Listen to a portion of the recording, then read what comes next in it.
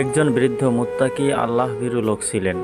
তিনি তার ছেলেকে সব সময় তাকওয়া শেখাতেন। একদিন তিনি তার ছেলেকে পরীক্ষা করার জন্য বললেন, আমার প্রিয় সন্তান, আমি তোমাকে একটা কাজ দিচ্ছি। তুমি গিয়ে একটি মুরগি জবাই করে আনো, তবে এমন জায়গায় করো যেখানে তোমাকে কেউ দেখতে না পায়। ছেলেটি মুরগি নিয়ে বেরিয়ে গেল। ঘন্টা 2 পরে ফিরে এলো, কিন্তু তার হাতে মুরগি জীবিতই ছিল।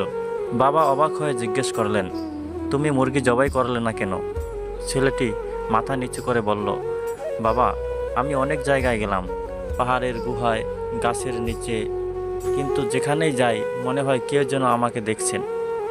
শেষ পর্যন্ত আমি বুঝলাম আল্লাহ সব জায়গায় আছেন, সব কিছু দেখছেন।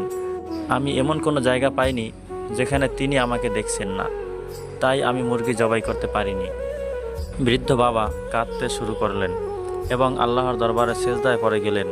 বললেন, আলহামদুলিল্লাহ, আমি আজ বুঝলাম আমার সন্তান সত্যিকারের আল্লাহ ভীরু হয়ে উঠেছে। সুবহানাল্লাহ। অতএব প্রিয় বন্ধুরা, একটা কথা সবসময় মনে রাখবেন, আমরা যখন মানুষকে দেখি না বা কেউ আমাদের দেখছে না, তখনও আল্লাহ আমাদের দেখছেন। প্রকৃত মুত্তাকি সেই যে গোপনে আল্লাহকে ভয় করে এবং গোপন অবস্থাতেও ন্যায়ের পথে চলে।